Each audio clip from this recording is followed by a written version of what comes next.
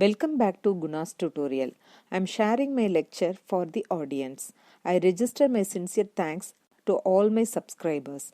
Join us to the data analytics class. Morning, one and all present here. Today we are going to discuss about the introduction to R programming. So some of you might have know about this R programming. R programming features first we will discuss. R is a programming language. It is well developed programming language. It is very much useful for handling statistical analytics programmings. It is very effective for data handling and storage facility. R programming provides for handling and calculating arrays, lists, vectors, and matrices. It also provides large, coherent, and integrated collection of tools for data analysis. And using this R tool, we can give the graphical or graphs for the data analysis. So these are all the features of R programming. Next one is RStudio. How is the RStudio IDE? So in this you can see there are 4 segments: source, environment and history, then console or terminal, rails, plots, packages and help. So while we are using this RStudio, I'll explain how we can use it. Okay. So there are different types of data types we can using in R programming: vectors, lists, matrices, arrays, factors, data frames, etc. Vectors means which hold elements of different classes. List means many different types of elements inside, like vectors, functions, even another list we can put it into the list. So that is called as the list. Then matrices means, as you know very well, if you want to put the data into the row and column wise, you can use the matrices. And arrays, using array, you can create any number of dimensions. Then factors and data frames, these are all the 2 things we are using in data analytics. Data frames means in relational database, you can see the rows and columns table format. Okay, so like that you can also create the data frames in R programming. So these are all the data types we are using in R programming. So this is the RStudio IDE.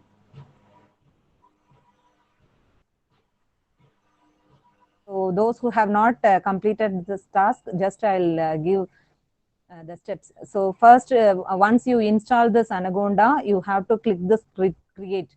Okay, so once you click this, you will be having this menu. Okay, so in this you have to give the name of the environment which we are going to create. Okay, so in my example, I have given the name as RStudio ENV. Okay, so that means RStudio environment I have created. So that name I have to give here, and I have to tick this R. Okay, so once you tick this R means it is automatically create the environment for RStudio. Okay, so in this you can in this you can see the progress in the bottom in the screen. You can see the progress of the environment creation.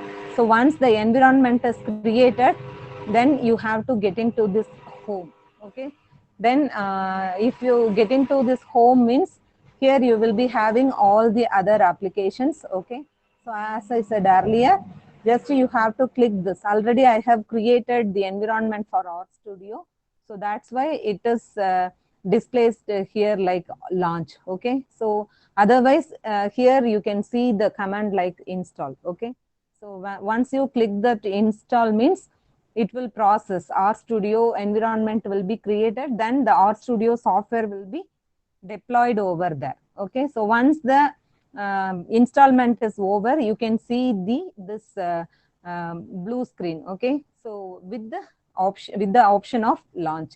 So once you launch that option means you are having the environment.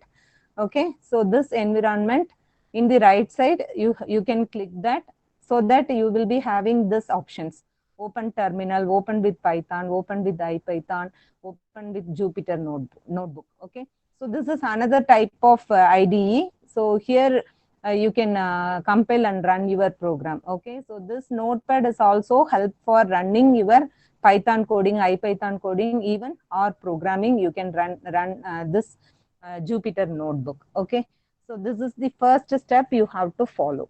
So today we are going to work in the environment RStudio. So for that you have to click here, then it opens this window. Here you have to type the RStudio. Okay, so once you type that RStudio, it directly come into this window. Okay, suppose you want to run a simple R program, means automatically it will be stored with the extension of .r. This area is used for that is writing your code and compile your programming. So this portion is used for just want to execute some simple commands, you can execute here. Both the things you can use it. Okay, so this is for typing your coding. The result will be displayed over here. Okay, you can see the history, what are all the commands we were typing, or what are all the programs we are doing. Everything will be recorded here, and here all the history. And suppose if you are creating graph, means it will be displayed here. Then packages. So in R programming, you can have the plenty of default packages are available. Even you can add new packages. So once you are adding that new packages, means it will be stored here. Okay, so if you want to refer anything, you can just use this help menu. So in this help menu, you can see that all the informations. For example, if you want to know about R resources, then if you want to know about RStudio, you can refer this. In the previous slide, I told about the data types. So what are all the different data types available? Vectors, lists, matrices, arrays, factors, data frames. Okay, so these are all the data types available in this R programming. So we will discuss with the simple examples. So this is the example for vector. Okay, so in vector, you will be having combination of numeric values or logical values, or logical means you can represent by means of true or false, or T or F, characters, then integers, then complex numbers. Everything will come under this creating vector screen.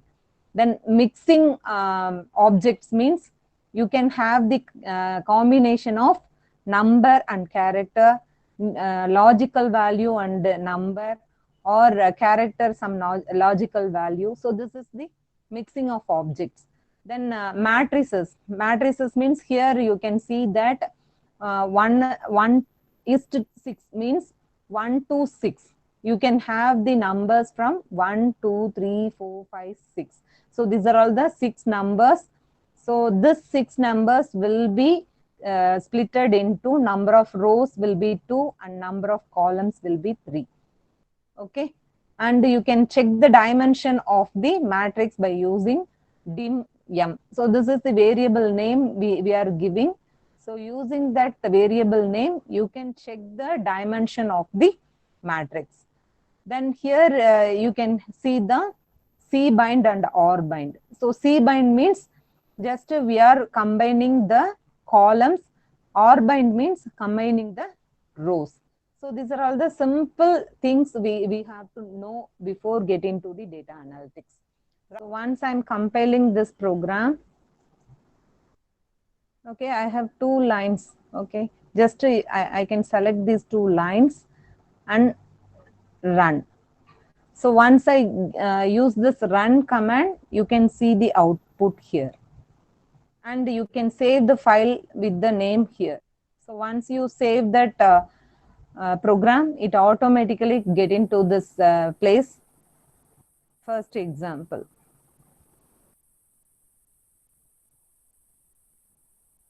You can see in the right side.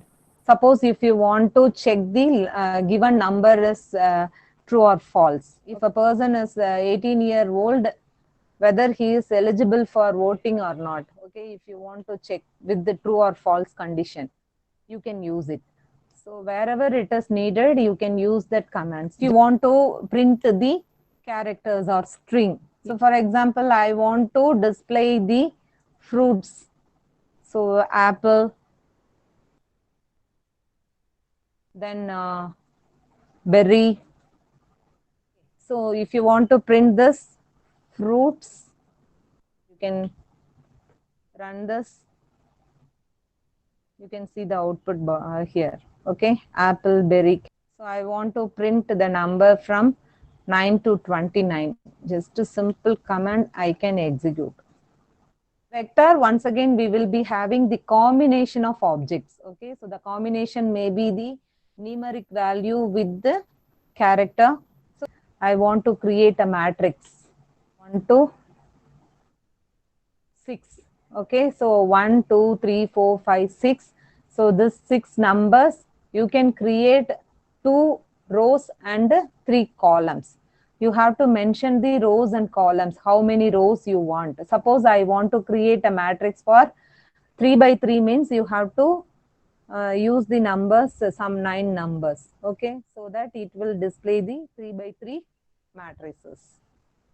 So here you can see 1, 2, 3, 4, 5, 6, 7, 8, 9. Okay, so like that you can create your own matrix.